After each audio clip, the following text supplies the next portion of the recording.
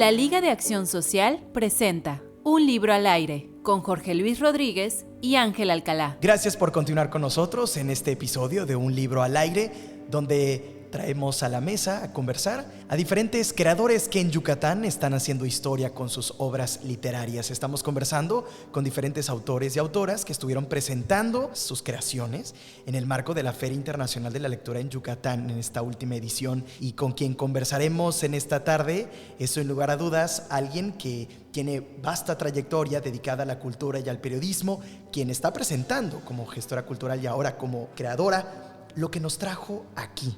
Me refiero a Erika Millet, a quien le damos la bienvenida a nuestros micrófonos. Erika, qué gusto saludarte. Ay, muchas gracias, Ángel, muchas gracias, Jorge, por la invitación a Un libro al aire. Estoy muy contenta de tener la oportunidad de platicar con quienes les escuchan y les ven del trabajo que tanto queremos y en el que tanto esfuerzo ponemos para que llegue a los lectores. Jorge, ¿cómo estás? Hola Ángel, un gusto como siempre estar aquí en esta nueva edición de Un libro al aire. Y déjame comentarte que pues tú sabes que a mí me gusta mucho la historia y nada mejor que leer una novela histórica, una basada en hechos reales. Y qué mejor contarlo que cuando uno escribe, pues las novelas son interesantes, la ficción, pero más si habla de un personaje que tiene que ver mucho con nuestra vida. ¿No es así, Erika? Esta novela, cuéntanos, ¿de quién trata esta novela que se llama Lo que nos trajo aquí? Así es, muchas gracias. Sí, Lo que nos trajo aquí es mi libro de más reciente publicación, pero sí quiero contarles que es el primer libro que escribí. Hace unos 7, 8 años, cuando empecé a coquetear con la idea de dedicarme a la escritura o de por lo menos plasmar esta historia en particular y dejarla publicada, nació todo a partir de esta historia. Rita María Bauzá, quien es la protagonista de este libro de Lo que nos trajo aquí, es mi abuela, y a mí su vida, su trayectoria artística me intrigó siempre de manera muy particular. Mi abuela fue una mujer nacida en el puerto de Progreso, de padre español y madre progreseña, que creció en el puerto para luego mudarse a la ciudad de Mérida y más adelante a la Ciudad de México por circunstancias y azares que se relatan en la novela, para perseguir una carrera que luego se tornó en una oportunidad en las películas, en la época de oro del cine nacional. ¿De qué años estamos hablando? ¿50, 60? Estamos hablando de los años 40. 40. Sí, de principios de los años 40. Mi abuela nace en el año 1922. La novela empieza en 1900, cuando su padre migra de Palma de Mallorca y llega al puerto de Progreso. Y es una novela que da saltos en el tiempo. Los saltos están señalados porque los capítulos no están presentados de manera cronológica, sino que vamos saltando de adelante hacia atrás y vamos de esta forma como lectores armando en la cabeza la historia y dejándola pues ordenada. Pero siento que este movimiento a través del tiempo, a través de esta línea temporal que no se presenta en forma ordenada, pues le da a la novela un atractivo especial, porque empezamos a ver cómo se dan las circunstancias de las mujeres que transitaron en esta época y cómo las decisiones que se veían orilladas a tomar o que tomaban para su vida artística o para su vida profesional o su vida personal iban marcando el trayecto de su historia. Durante la presentación del libro se menciona que este contexto de herencia familiar que empezaron a motivar la inspiración para escribirlo, y hablabas de la poesía y de la declamación. Uh-huh. ¿Cómo se ven reflejadas en esta historia esos elementos? Pues hay varios pasajes que muestran a mi abuela declamando, en contacto cercano con la poesía, leyendo poesía. Incluso mi abuela era una gran declamadora y es de ahí de donde nace la oportunidad de hacer su carrera más compleja, más rica y más variada, pues conforme fue avanzando. Pero mi abuela era una gran declamadora que de hecho la oportunidad que recibe en la Ciudad de México es para estudiar declamación con un profesor de mucho prestigio que era don Manuel Bernal. De ahí pasa a la radio y de la radio pasa a recibir una oportunidad en las películas del cine nacional, en las que empieza a recibir pequeños papeles que van cobrando mayor relevancia, pero cuando está a punto de estar en el mejor papel de su trayectoria, entonces es cuando se desarrolla la trama, ¿no? Cuando llega la disyuntiva. Tenemos que leer esta obra para saber qué hizo este gran personaje que dices. Es una gran historia la que cuentas, porque a lo mejor hoy tomar un avión, irse a la Ciudad de México, vas a algún evento, pero estamos hablando de los años 40 y está comenzando el cine de oro mexicano. ¿Qué personajes del cine de oro podemos leer en esta historia? Pues sin duda el más entrañable, diría yo, es el que mi abuela representó en Hasta que perdió Jalisco, una película en la que trabajó junto con Jorge Negrete y Gloria Marín, que fue, digamos, el papel más importante que tuvo pues exhibido en las salas de cine. Ella hace de la hermana de Jorge Negrete, una mujer que se vuelve madre soltera, y esa película se hace referencia a esa película en varias de los capítulos del libro, pero mi abuela también participó en Las Colegialas y también trabajó en El hijo desobediente con Germán Valdés Tintán, que es una de las películas, que es este capítulo en el que se muestra esta disyuntiva, este momento decisivo. Yo te quiero preguntar y hacer como una reflexión justo. Hablabas de que este es el libro de más reciente publicación, sin embargo, la primera historia que haces en escritura.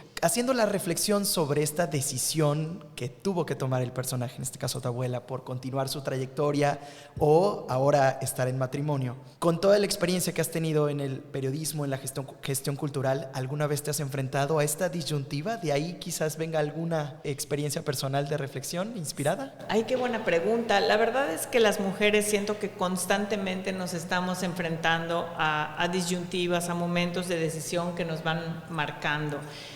Yo nunca me cuestioné la posibilidad de tener una carrera artística, a pesar que desde joven fui muy aficionada a la danza, al canto.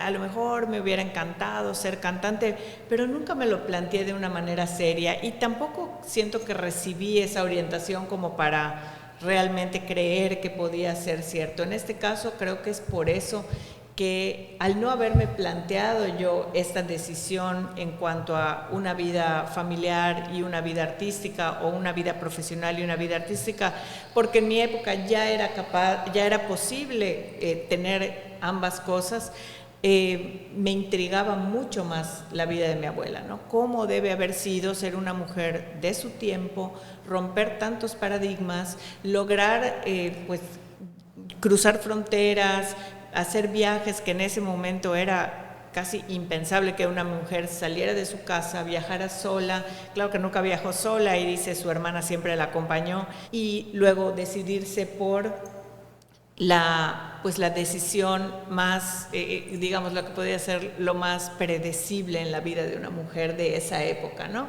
Y toda la vida le dijimos a mi abuela, ¿por qué? O sea, ibas a ser famosa, y nosotros íbamos a ser los nietos de la actriz famosa, y nos dijo, no hubieran sido nietos de nadie, porque si yo no me casaba, pues ustedes no hubieran llegado, ¿no? Y de ahí viene el título de la novela.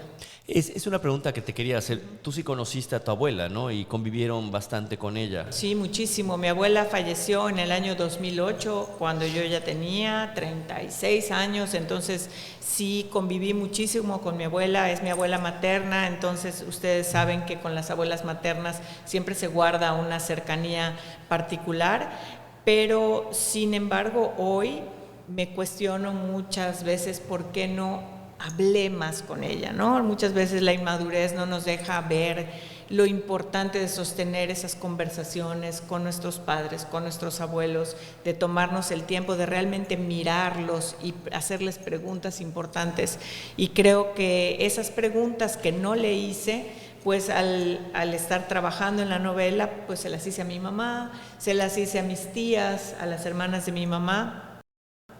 Y por supuesto que hoy platicaba con un amigo, también el escritor Ricardo Guerra, a quien le mando un saludo, de cómo cuando nos atrevemos a revelar ciertos secretos familiares, a hablar de ciertas cosas que siempre han estado a lo mejor guardadas, ocultas, o incluso que se han escondido debajo de la alfombra, como dicen por allá, una vez que nos atrevemos a nombrarlas, siempre hay oportunidad de encontrar más, ¿no? Y mi mamá leyó la novela. Yo no había querido que mi mamá lea la novela hasta que escuchara la presentación, para que tuviera un poco más de contexto de cuál fue mi proceso. Y cuando la leyó y me dijo, me encantó, la sentí, me llegó, y eso me dio mucha paz a mí, fue cuando yo realmente dije, bueno, ya puedo descansar. Y entonces a partir de eso me ha estado contando más y más cosas que le digo me hubieran sido muy útiles hace unos años. Ese es un punto que quiero si nos puedes transmitir para todos los que nos escuchan.